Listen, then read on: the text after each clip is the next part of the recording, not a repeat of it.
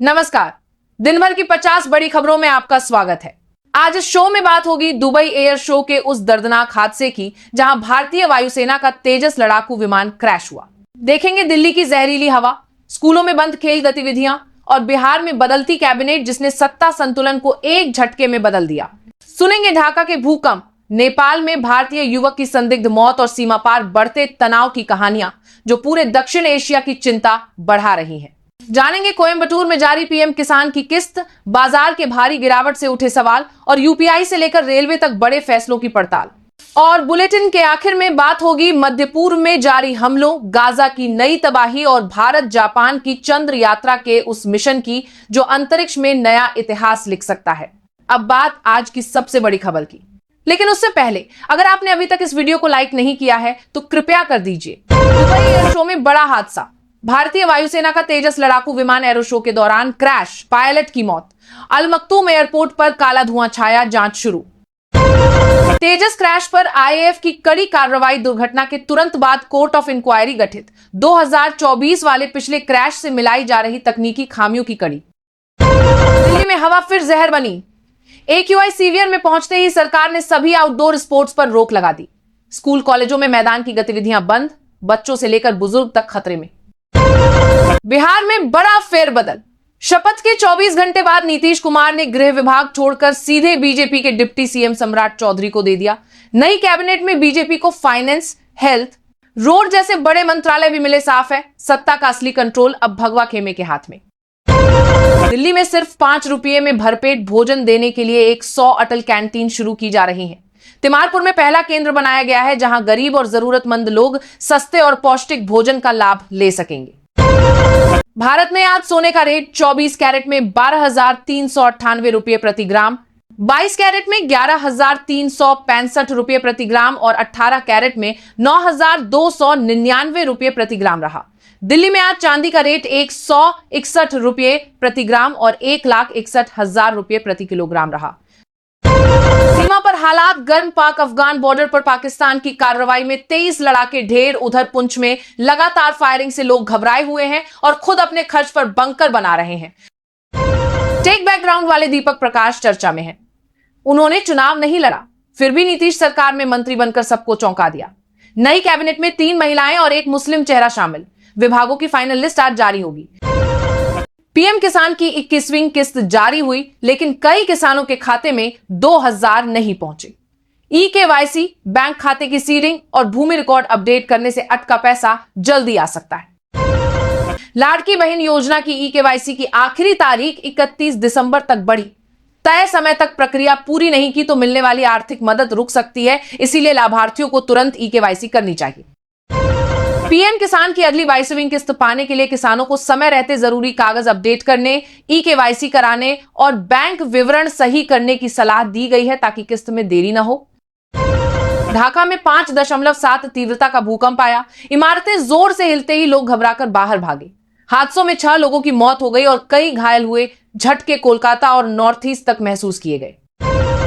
नेपाल में police custody में भारतीय युवक की मौत पर बड़ा विवाद। पत्नी ने आरोप लगाया कि उसे इतनी मार पड़ी कि वो खुद मौत मांग रहा था, जबकि नेपाल पुलिस इसे आत्महत्या बता रही है। परिवार भारत सरकार से दखल की मांग कर रहा है।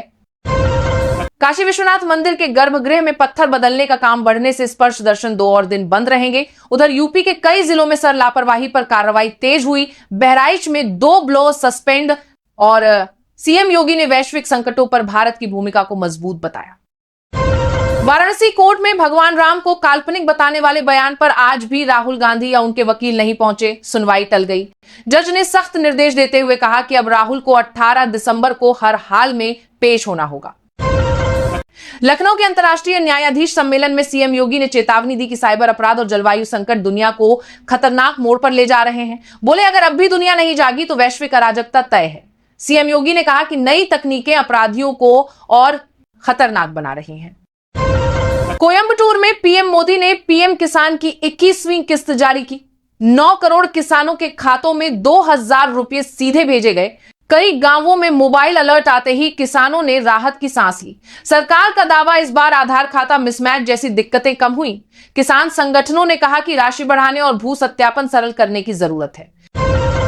बाजार में जबरदस्त झटका, सेंसेक्स 400 अंक लुढ़क गया और निफ्टी 26,100 के नीचे फिसल गया। मेटल, रियल्टी और पीएसयू बैंक शेयरों में भारी बिकवाली दिखी। मिड कैप, स्मॉल कैप भी 1% टूटे। निवेशकों में घबराहट साफ दिखी। ग्लोबल कमजोरी और मुनाफा वसूली ने पूरा बाजार लाल कर दिया। 30 में से ज्यादातर निफ्टी शेयर गिरे। फाइनेंशियल स्टॉक्स ने सबसे बड़ा दबाव बनाया। रुपया भी रिकॉर्ड लो पर पहुंचा, जिससे चिंताएं और बढ़ गईं। ट्रंप प्रशासन में बड़े फेरबदल की अटकलें तेज हैं। 1 साल पूरा होते ही कई महत्वपूर्ण विभागों में बदलाव की तैयारी की खबरें सामने आ रही हैं, जिसके बाद वॉशिंगटन में बेचैनी और सत्ता गलियारों में हलचल बढ़ गई है।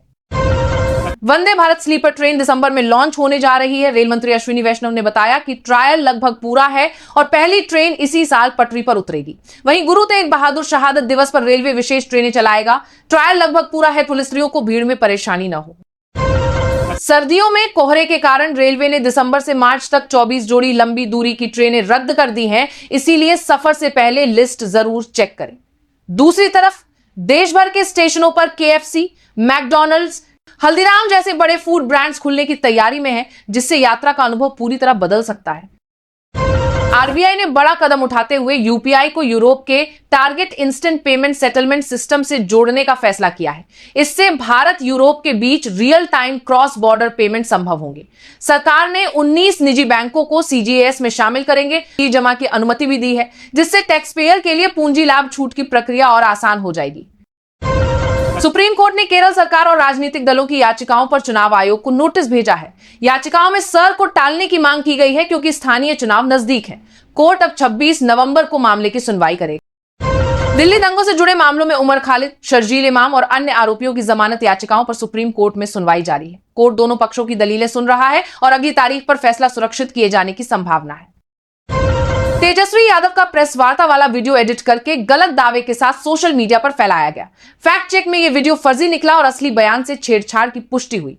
चुनाव हार के बाद तेजस्वी यादव मीडिया से दूरी बनाए हुए हैं। चिराग पासवान ने कहा कि विपक्ष सवालों से नहीं भाग सकता, जबकि रोहिणी के आरोपों से लालू परिवार की अंदरूनी खींचतान फिर उजागर हुई। पहले दक्षिण भारत में हल्की से मध्यम बारिश का दौर जारी है। तमिलनाडु के कई जिलों तेनकासी, रामनाथपुरम, नागपट्टिनम और कन्याकुमारी में आज बौछारें गिर सकती हैं। कुछ स्थानों पर तेज बारिश का भी अलर्ट है, जबकि समुद्री हवाओं के कारण तापमान सामान्य से थोड़ा कम बना रहेगा। उधर उत्तर भारत में सर्दी और कोहरा बढ़ने लगा है।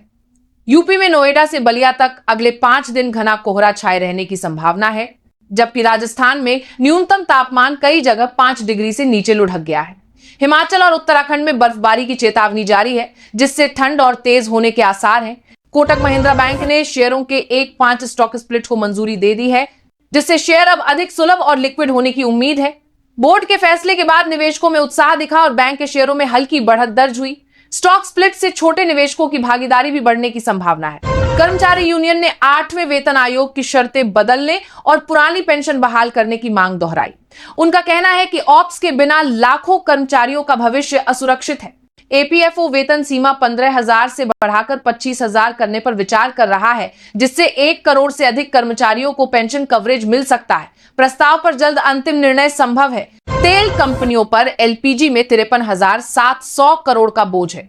रिपोर्ट के अनुसार सरकार 30,000 करोड़ की सब्सिडी 12 किश्तों में जारी कर सकती है, ताकि कंपनियों की आर्थिक स्थिति संभल सके।